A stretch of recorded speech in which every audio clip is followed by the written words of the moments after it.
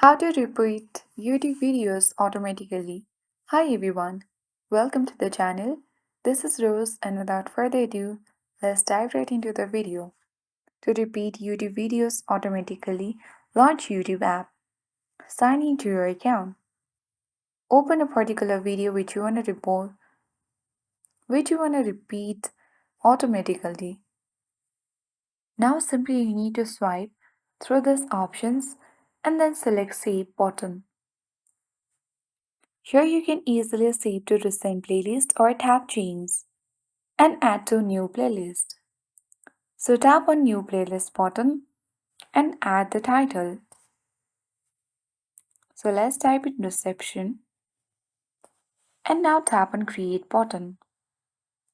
Now tap See List, or you can simply access through the profile icon at bottom right. Scroll down and tap View All next to Playlist, and here you can easily see the playlist. So open the video.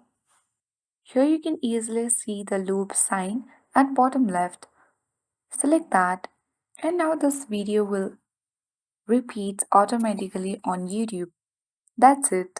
I hope this guide was helpful. If it was, then do like, share, comment, and don't forget to subscribe.